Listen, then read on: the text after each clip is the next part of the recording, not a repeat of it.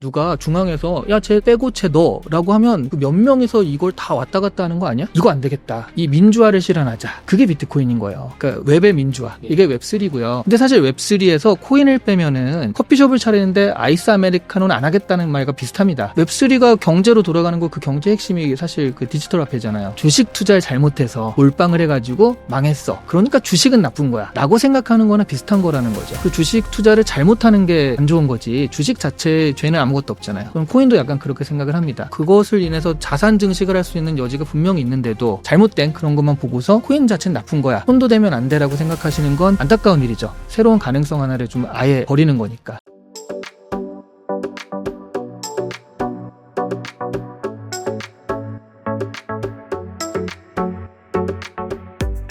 성신여대 겸임교수님이신 이시안 교수님을 모셨습니다. 교수님 안녕하세요. 네, 안녕하세요. 간단하게 자기소개 부탁드릴게요. 네, 저는 성신여대 겸임교수로 있고요. 그리고 기술, 인문, 비즈니스 세 방향에서 글을 쓰고 있는 작가이기도 합니다. 이시안입니다. 네, 챗 GPT를 우리나라에서 거의 처음으로 네. 전망서 최초로 소개를 네. 하셨고 메타버스의 시대, NFT의 시대 같은 책을 통해서 메타버스와 NFT도 이제 소개를 하셨었는데요. 네. 기술이나 인문, 비즈니스 세 분야에서 글을 쓰고 계시니까 네. 경제 쪽으로만 보는 어떤 비트코인이나 웹3라는 것에 대해서 좀 다른 시각으로 보실 수 있을 것 같은데 네. 교수님의 시각으로 볼 때 뭔가 좀 다양한 시각 뭐가 좀 있을까요? 제가 이제 이런 기술을 굉장히 빠르게 소개를 한 편이어서 이런 기술 소개했을 때 그 기대감이 또 상당하잖아요. 네. 그래서 저도 처음에는 야 이러니까 당장 이렇게 바뀔 거야라고 생각을 했는데 막상 소개를 하고 보니까 기술적으로 바뀌어도요 이게 사회적 제도적 들어가려면 시간이 많이 걸리더라고요. 예를 들어 지금 AI만 해도 AI 때문에 일자리가 확 바뀐다라고 생각을 하는데 교육 쪽으로 보면 지금 당장 바뀌어도 이상하지 않아요. 초개인화 이 사람한테 딱 맞춘 어떤 교육 시나리오를 가지고서 메타버스 내에서 디지털 아바타가 이렇게 얘기를 해주면 좀 맨날 모르는 얘기 듣다가 막 조느니 네. 또 미분 너무 어려워 이러는데 그 미분을 너무 쉽게 설명해주는 사람 걸 들으면 그래도 좀 낫잖아요. 그죠. 그럼 당장 이렇게 바뀌어도 괜찮은데 그러면 당장에 이 교육계 선생님들이 사라질 것이냐 그렇게 생각하기는 좀 어렵죠. 왜냐하면 그렇게 됐을 때 이 교육계 선생님들의 일자리 갑자기 나온 사람들 어떻게 해요? 그러니까 사실 우리가 기술과 연관된 걸 봤을 때는 특히 기술만 가지고서 기술의 발전 이걸 생각해서 어떤 변화를 예상하기 쉬운데 더 중요한 건 기술이 수용되는 맥락입니다. 이게 인문이에요. 이 기술이 나의 생활 패턴을 어떻게 바꿀 것이냐. 그리고 이제 거기에 사회 규제 뭐 이런 거에 다 합쳐가지고 마지막으로 갔을 때 그때 비즈니스 기회는 어디서 나올 것이냐. 그러니까 기술이 바뀌고 생활 패턴이 바뀌는데 그 생활 패턴이 바뀌는 것에 뭐가 들어가냐면 사회적 규제라든가 이런 것까지 생각을 해서 결과적으로 이건 되고 안 되고 그러면 안 되는 거, 되는 거를 정확하게 하면 비즈니스를 어디서 내가 들어갈 것이냐가 나오겠죠. 그런 거예요. 기술이 바뀌면 하던 걸 안 하고 안 하던 걸 하게 되거든요. 안 하던 걸 하게 될 때 그걸 잡으면은 그 비즈니스가 되는 거잖아요. 그리고 하던 거를 안 하게 되는 걸 빨리 빠져야지 내가 안 망하는 거잖아요.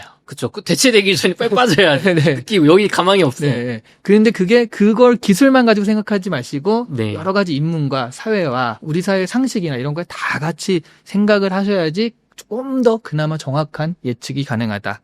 그래서 제가 하는 게 기술, 인문, 비즈니스 쪽으로 본다라는 게 사실은 그렇게 종합적으로 보자는 얘기입니다. 보통 우리가 드라마를 이렇게 보다 보면은 사회의 어떤 풍속이라든가 네. 그때 시대 분위기를 느낄 수 있는데 경제가 어려워서 취업이 잘 안 될 때는 항상 이렇게 추리닝 같은 거 입은 백수 삼촌 이모가 그 등장하죠. 등장을 하고. 네. 근데 요즘에는 코인 투자에 실패해서 뭔가 거덜난 사람, 그 당장에 저기 오징어 게임스에도 나오죠. 네. 네. 그만큼 코인 투자에 부정적인 이미지들인데 이건 어떻게 보십니까? 거기 그 부정적인 거에 저도 하나 에피소드가 있는데 네. 그 테라 루나 사태 났을 때 네. 그 몇 개월 있다가 제가 서울 소재한 대학에서 강의를 한 적이 있어요. 굉장히 명문 네. 신촌에 있는 그런 대학인데 거기서 그 웹3라든가 메타버스 이런 얘기 좀 해달라고 해서 갔는데 딱 그러시더라고요. 근데 코인 얘기는 하시면 안 돼요.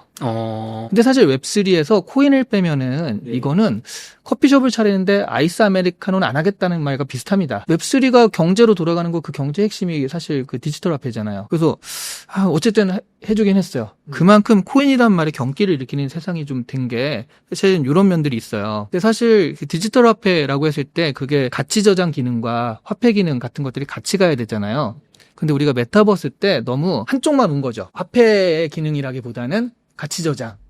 그걸 약간 투기성으로 활용하신 분들이 많다 보니 코인 하면은 그냥 투기 이렇게 돼버린 게 있다는 거예요. 그래서 이거는 좀 오해인 것 같고 저는 그래서 부정적으로 보시는 건 일부분만 보고 그렇게 하시는 것 같은데 이런 거예요. 하지만 분명히 그럼에도 불구하고 코인 투자 또 하시는 분들은요. 아우 저 바보들 가능성도 모르고 이렇게 생각하시는 분도 있어요. 근데 또 그런 것만도 아닌 게 분명히 코인 투자를 잘못해서 굉장히 안 좋은 그 처지에 되신 분도 많거든요. 근데 그거를 갖다가 주식 투자를 잘못해서 네. 몰빵을 해가지고 망했어. 그러니까 주식은 나쁜 거야. 라고 생각하는 거나 비슷한 거라는 거죠. 그 주식 투자를 잘못하는 게 좀 안 좋은 거지. 주식 자체에 죄는 아무것도 없잖아요. 저는 코인도 약간 그렇게 생각을 합니다. 그걸 잘 활용해서 그것을 인해서 자산 증식을 할 수 있는 여지가 분명히 있는데도 그런 부분들을 안 하고 뭔가 좀 잘못된 그런 것만 보고서 코인 자체는 나쁜 거야. 손도 대면 안 돼라고 생각하시는 건 좀 안타까운 일이죠. 새로운 가능성 하나를 좀 아예 버리는 거니까. 그렇게 생각을 해요. 교수님, 그 웹3라는 단어를 많이 쓰고 네. 디지털 화폐, 비트코인 세상이 온다라고 이렇게 얘기들을 하는데 일단은 웹3가 뭡니까 정확히? 웹1과 웹2, 웹3 이렇게 단계적이잖아요. 네. 아주 쉽게 얘기하자면 웹1은요. 그냥 같이 접속을 할 수 있으면 돼요. 웹에. 웹에. 그러니까 홈페이지에 내가 접속해가지고 이 홈페이지에서 뭘 하는 거를 아는 게 웹1의 세계입니다. 네이버 같은 거. 네이버가 댓글 기능이 없는 거예요. 아, 그냥 접속만 된다. 네, 그러니까 일방적으로 주는 정보만 본다. 약간 그 새로 생긴 쇼핑몰 같은 데 들어가면 네. 그 댓글 요즘 다 되지만 그러니까 자기 광고만 하는 데 있잖아요. 맞아요. 그런 데가 이제 웹1. 그래서 초창기 www의 그 세계고요. 네. 그 다음에 그러다가 이제 상호 왔다 갔다 할 수 있는 댓글 기능 같은 게 생겨요. 네. 대표적으로 SNS죠. 네. 나도 올리고 쟤도 올리고 쟤도 올리고. 근데 여기에 가장 큰 문제는 인스타그램은 광고 장사를 하잖아요. 페이스북이나 이런 데도 하잖아요. 그 광고를 해가지고 돈을 누가 벌죠? 회사가 벌죠. 회사가 벌어요. 이게 뭐야? 콘텐츠는 내가 제공하는데? 억울하잖아요.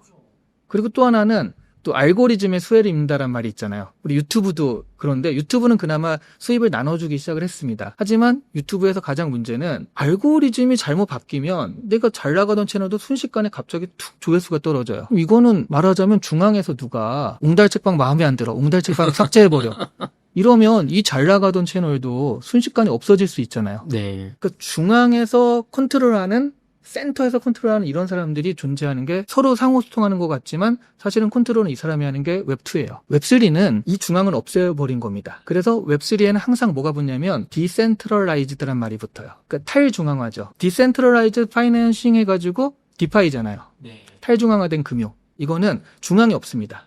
그럼 이거 어떻게 하느냐? 각자 플레이어들이 합의를 하는 거예요. 야, 우리 앞으로 이렇게 하자. 알고리즘은 이렇게 하자라고 합의를 해버려요. 그 알고리즘 바꾸려면 이 사람들이 51% 동의가 있어야 돼요. 그 합의를 블록체인 안에 새겨놓고요. 자, 앞으로 이 체인 안에 들어와서 활동하는 사람이라면 이 합의를 지켜야 돼. 이거는 누가 중앙에서 야, 이거는 마음에 안 드니까 쟤 없애버려라고 할 수 있는 게 아니라는 거죠. 민주화인 거예요, 그러니까. 그러니까 웹의 민주화. 이게 웹3고요. 근데 말하자면 웹2는 그러니까 엄청 효율적일 수밖에 없잖아요. 네. 중앙에서 이게 팍팍 하면 바로바로 바뀌니까. 네. 알고리즘이 이상해. 그러면 오늘 밤새가지고 바꿀 수 있거든요. 네.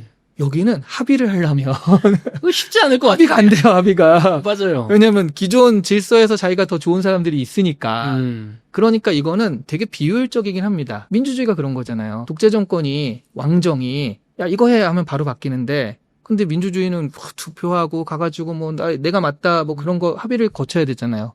그래서 저는 민주화, 웹의 민주화가 웹3라고 보는 거고요. 근데 앞으로 여태까지 역사의 방향은 민주화 쪽으로 갔거든요. 그래서 이것도 웹2에서 웹3로 갈 수밖에 없다라고 생각을 하는 거죠. 그럼 이제 웹3 세상이 되면 네. 대체 현실 세계에서 디지털 화폐나 비트코인이 어떻게 좀 쓰이길래 이게 우리가 공부를 해야 되는 겁니까, 교수님? 웹3 세상이 됐을 때 이게 디지털 세상이 될 수밖에 없는 거고요. 웹3라는 게 결과적으로 보면 이 안에서 어떤 일들이 일어나는 거잖아요. 네. 그러면 여러 명 있을 때 합의를 어떻게 할 거라는 거죠?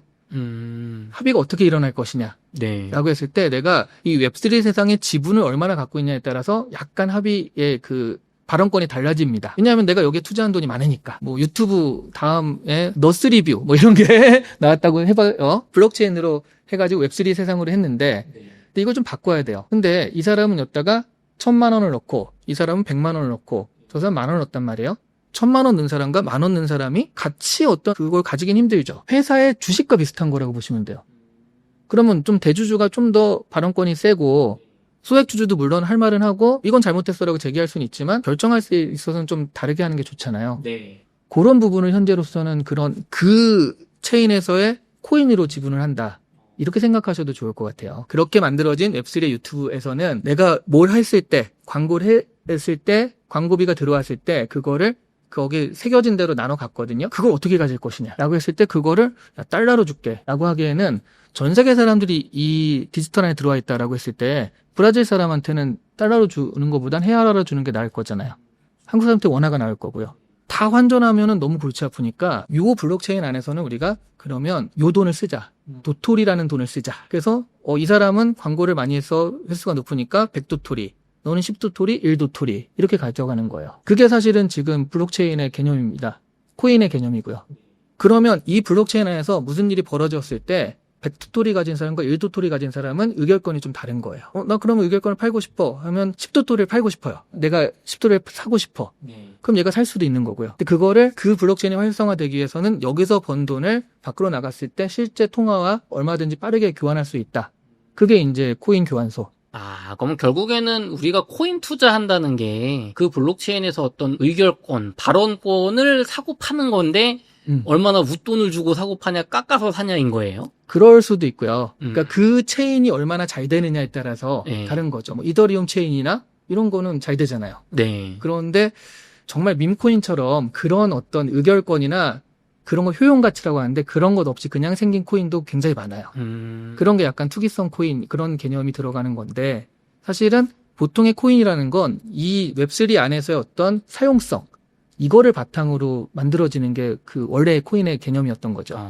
근데 사실 우리 투자자들은 아니 무슨 웹3고 나발이고 이더리움 뭐 솔라나 오르면 사는 네. 거지 무슨 복잡하게 생각 안 하거든요. 네. 그거 가지고 뭐 하든지 말든지 뭐, 네. 뭐 이자나 주나 막 네. 그렇게 깊게 생각을 안 하는데 그게 네. 결국엔 웹3 세상에서 뭔가 실질적으로 뭐가 된다는 얘기입니까? 탈중앙화된 뭔가가 우리 앞으로 인류의 미래를 뭔가 바꿀 거예요, 교수님? 그럴 수 있다고 저는 보는데 그리고 그렇게 여태까지 역사의 방향이 가왔어요. 민주화. 그런데 유일하게 민주화가 안 된 게 금융입니다.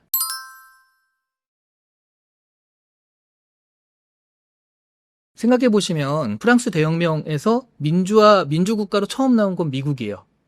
기존에 있던 데는 잘 안 돼요.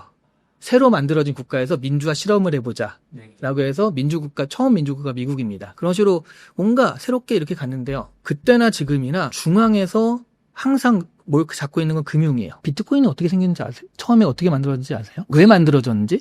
2008년 금융위기 때 돈 찍어내는 거 보고 그게 불만이 있었다라고 얼핏 들은 것 같습니다. 그렇죠. 그러니까 좀 초보분들을 위해서 쉽게 말씀드리자면 결과적으로 그때가 서브프라임 모기지 사태잖아요. 네. 금융하는 사람들이 저 사람 신용도 안 되는 사람한테 돈을 빌려줬다가 망한 거예요. 못 받은 거죠. 그래서 이제 금융이권이 무너지고 막 그런 건데 신용도 안 되는 사람을 왜 빌려줬을까? 누가 빌려줬을까? 이런 사람은 되고 저런 사람은 안 돼. 정확하게 해가지고 그거를 지켰으면 되는데 그 중앙에 있는 사람들이 에휴 좀 안 돼도 해줘 그런 거잖아요. 맞아요. 결국 이 금융이 몇 명을 위해서 몇 명 때문에 이게 그 원칙이 바뀌고 네. 이런 거죠. 그 원칙을 새겨놓고 우리가 이거를 그대로 따르자 이런 개념. 그리고 또 하나는 사실 이거 좀 너무 나이브하게 얘기하는 거지만 사람들이 충격받은 사건이 하나 있었습니다. 뭔가요? 그게 뭐냐면 그때 연준 의장인가 누가 나와서 아니 왜 은행들은 쥐들이 저렇게 잘못해가지고 무너지는데 왜 우리 세금을 들여가지고 쟤네를 살려주냐. 부재금융 막 들어가고 그러니까 살려주냐. 그러니까 그 사람이 뭐라고 했냐면 그렇다고 저희가 뭐 현금을 이렇게 주나요? 저희는 디지털 코드 몇 개를 고쳐줄 뿐입니다. 이 사람들한테 이렇게 돈을 빌려주는데 사실은 영자 몇 개 더 넣어주는 거지 실제로 돈을 주는 건 아니다. 그렇게 얘기를 해버리니까 멍한 거예요. 왜냐하면 누가 월급을 한 300만 원 받는다라고 했을 때 그 월급 300만 원을 실제 현물로 본 사람이 얼마나 있을까요? 그죠. 통장에 있으니까. 통장에 000 찍히니까 왔구나.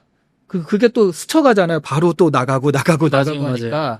실제 내가 돈이 들어왔고 나갔다고는 하는데 사실은 코드가 계속 바뀌는 거지 실제 돈이 왔다 갔다 하는 건 아니더라고요. 이 정도라면 누가 중앙에서 야, 쟤 빼고 쟤 넣어라고 하면 그냥 정말로 그 몇 명에서 이걸 다 왔다 갔다 하는 거 아니야? 알 수가 없죠. 네, 이거 안 되겠다. 그러면 이 민주화를 실현하자. 그게 비트코인인 거예요.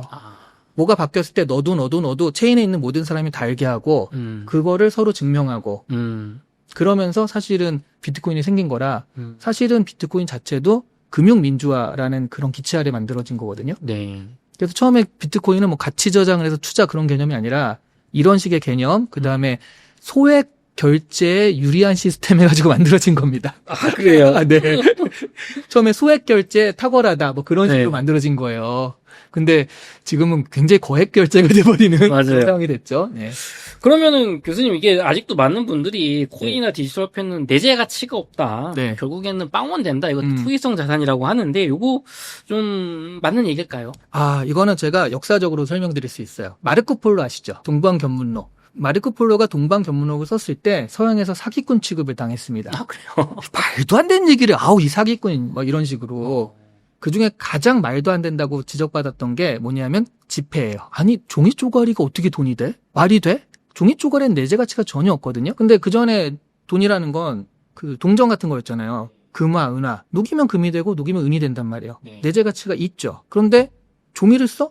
야, 뻥을 쳐도 정도가 있지 이게 말이 돼? 라고 해서 마르코 폴로가 죽을 때까지 사기꾼 취급을 당했어요. 그 가장 큰 이유는 내재 가치가 없다는 거였습니다. 하지만 지금 보면 어떤가요? 지폐가 몽골에서 처음 쓰인 게 의미가 있는 게요. 지폐라는 건 신뢰입니다. 신뢰. 실제로 그 지폐는 뭐였냐면요. 징기스칸 이름으로 네. 이 종이를 가진 사람한테 이 정도 돈을 내줘야 된다라는 영수증 같은 거예요. 네. 어느 관아에 가도 탁 내밀면 징기스칸 도자? 바로 내드려야지. 징기스칸 힘이 그렇게 강했던 거예요. 그러니까 신뢰. 어디 가서도 이거는 제국 어디 가서 돈이 된다. 그 안 주면 이제 가요. 그렇죠. 그렇죠. 징기스칸 잘 죽여요 사람을. 영모다 이러면서 그럴 수 있으니 맞아요. 그게 이제 좋은 말로 신뢰인데 네. 그렇다고 보면 지폐, 화폐 시스템이라는 건 이게 내재 가치로 돌아가는 게 아니라 신용, 약속, 믿음, 약간의 기대, 과장 이런 걸로 돌아간다는 거죠. 그랬을 때 우리가 비트코인이나 코인도 그런 신뢰를 가지고 있다라고 한다면 얼마든지 내재 가치로 그걸 판단할 수 있는 건 아니라는 겁니다. 우리가 쓰는 원화나 달러나 비트코인이나 실제 내재 가치 면에서는 다른 게 없다. 그렇죠. 근데 많은 분들은 야, 그래도 국가가 보증하는 원화나 달러가 훨씬 믿을 만한 거 아니냐? 라고 하는데 그게 아니시란 말씀이세요? 저는 사실은 좀 더 넓게 가자면요. 이번에 AI 책 쓰면서도 그런 얘기를 했었는데 국가가 과연 계속적인 통치 지배 단위가 될 것인가? 여기에 의문이 좀 있어요. 예를 들어 지금 두 가지 제안이 왔다고 쳐봐요. 하나는 너 내가 구글 엔지니어링 시켜줄게. 네. 요거 하나의 제안. 근데 또 하나는 대한민국 사람의 둘 중에 하나인 거예요. 뭘 하실래요? 구글 엔지니어 하면 뭐 돈도 되고 좋지 않을까요, 뭔가? 이게 우리가 매국노가 아니잖아요. 네. 아니 어떻게 대한민국 사람을 버리고 구글 엔지니어가 될 수 있어?라고 했는데 국적을 어떻게 미국으로 바꿔? 아니 미국 국적도 아니고 그냥 둘 중에 하나다라고 했을 국적에 상관없다. 그러니까 국적 자체가 없고 그렇게 됐을 때 아. 사실은 이런 게 있을 때 한국 국적이라는 게 과연 와, 정말 모든 내 목숨을 내걸고라도 이걸 국적이라는 걸 지켜야 될 것인가 라고 했을 때 그런 유인은 많이 떨어진 상태이긴 하거든요. 점점 떨어지고 있다. 그럼 결국 월급을 주는 사람한테 충성하게 되는 거잖아요.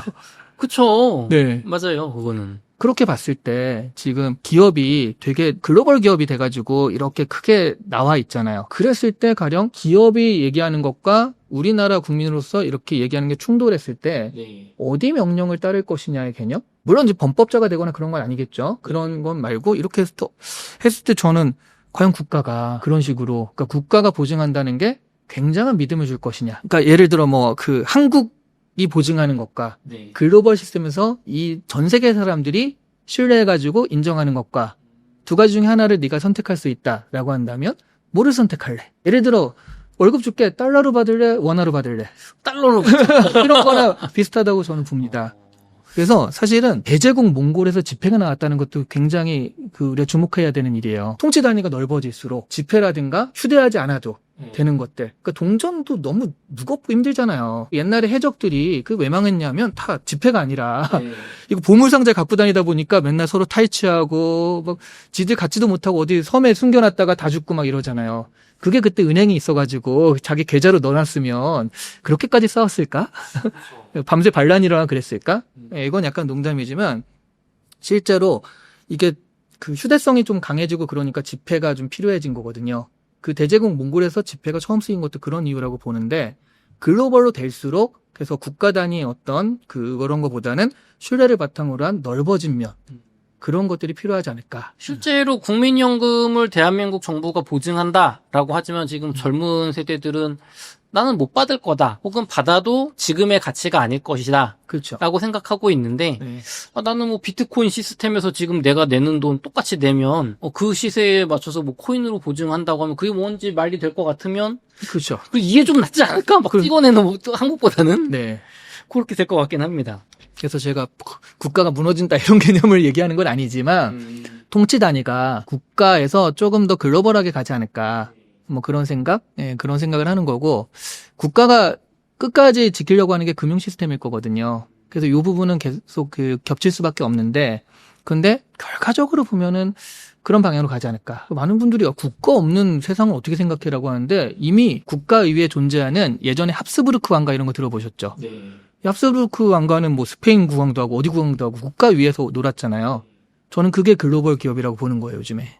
오히려 그런 식으로 했을 때는 물론 지배적인 그 국가가 갑자기 없어지거나 그러진 않겠지만 우리가 금융 시스템 하면 항상 국가 단위로만 생각하는데 그렇지 않고 다른 단위도 들어올 수 있다. 이런 얘기를 하는 거죠. 지역 단위나 혹은 세계적인 단위가 나올 수도 있다. 네. 페이스북이 네. 메타라고 이름을 바꾼 이유가 뭔지 아세요? 많은 사람들이 메타버스에 올인하기 위해서라고. 맞아요. 메타면 메타버스. 그게 명분이잖아요. 네. 아니에요. 그래요. 이미지 세탁. 이미지 세탁이요? 네. 페이스북이 이미지가 굉장히 나빠진 적이 있거든요. 그래서 이 이름 가지고 계속 뭐 장사를 하기엔 신뢰성에서 많이 무너진 거예요. 그래서 이름을 바꿨는데 그 이미지가 나빠진 계기가 뭐냐? 사실은 페이스북이 뭘 했냐면 리브라라는 암호화폐를 준비했습니다. 리브라. 네. 그 리브라 프로젝트를 했는데 페이스북에서 리브라를 사가지고 이게 스테이블이었어요. 그래서 각 단위로 연동은 되는데 쉽게 말하면 이런 거예요. 그때 28개 어소시에이션이 있어가지고요. 여기서 전부 다 비자나 마스터카드 들어왔거든요. 네. 그럼 내가 페이스북에서 리브라를 사요. 필요해서 이제 페이스북 광고를 한다? 뭐 어쩐다 해가지고 사요. 뭐 100리브라를 샀어요. 그걸 가지고 비자랑 마스터카드가 연계되어 있기 때문에 비자 마스터 결제되는 데서는 쓸 수가 있습니다. 그러면 프랑스 가잖아요? 네. 100리브라를 그대로 쓸 수가 있어요. 미국 가서도 그대로 쓸 수가 있어요. 네. 환전이나 이런 거 없이. 네. 좋네요. 그쵸. 너무 네. 좋죠. 근데 여기에 대해서 국가가 들고 일어난 거예요. 왜 그런 거 하냐? 그러면 국가가 돈을 통제할 수가 없습니다. 내가 100리브라를 여기서 샀지만 네. 그걸 가지고 여기서 쓰잖아요? 그럼 여기서 산 100리브라를 쓰는 건지 저기서 어떻게 된 건지 알 수가 없기 때문에 네. 우리나라 돈이 나가는 건지 어느 나라에서 돈이 들어오는 건지 몰라요. 네. 세금을 거둘 수가 없고. 그러니까 통화 자체가 나라의 통화라는 게 무너지는 겁니다. 네. 그래서 페이스북이 이런 거를 발표했을 때 전 세계 국가들이 프랑스, 독일 뭐 이런 데 있잖아요. 다 비난하고 이건 국가에 대한 도전이다. 이런 식으로. 그래서 미국에서도 얘를 잡아다가 다른 명목으로 독점이니 뭐니 해가지고 계속 청문회에서 깐 거예요. 그러면서 이제 이미지가 굉장히 안 좋아지고 그러니까 포기를 했습니다. 우리 안 할게. 그런데 DM이라는 건 어때? 해서 살짝 조금 다르게 전 세계에서 자유롭게 쓰는 게 아니라 프랑스는 프랑스만 쓰고 미국은 미국만 쓰는 건 어때? 라는 식으로 살짝 하긴 했는데 그것도 결국 안 됐거든요. 근데 지금부터 몇 년 전이니까. 근데 지금 보면 스테이블 코인 개념 비슷한 거잖아요. 예. 근데 그때 그걸 미리 했기 때문에 국가들의 반발을 하도 많이 샀고요. 네. 그게 이제 압력이 돼서 미국 청문회 통해 가지고 페이스북을 압박을 넣다 보니 얘네가 국가를 넘어선다라고 그렇게 명분은 하지 못하고 독점을 했다라든가 여러 가지 명분으로 이미지를 굉장히 안 좋게 한 거예요. 그래서 메타버스로 바꾼 거고. 그래서 메타라는 이름으로 바꾸지 않으면 그러니까 다 포기하고 네. 잘못했어 포기하고 메타라는 이름으로 바꿔가지고 이미지 쇄신해서 지금의 그 페이스북 메타가 된 거죠. 근데 지금 말씀하신 그런 리브라 개념이 그 달러 스테이블 코인이잖아요. 네. 근데 지금은 그거는 미국의 달러 스테이블 코인을 엄청 밀고 있잖아요. 네. 격세지감입니다. 그렇죠. 그래서 제가 민주화로 갈 수 있는 거고요. 그리고 그 사이에 인식개혁이 뭐가 일어났냐면 트럼프 같은 사람이 나타나서 네. 야 이거 달러가 세계를 제패할 수 있겠는데? 그때는 페이스북이 제패하는 거잖아요. 네. 페이스북이 제패하면 안 되잖아요. 그쵸. 근데 이거를 달러 연동해서 이렇게 하면 달러가 세계를 제패할 수 있겠는데? 라고 생각하니까 지금 밀어주고 있는 거거든요. 국가가 계속 해먹을 수 있다. 그쵸. 네. 그게 중요한 거죠. 네. 좋습니다.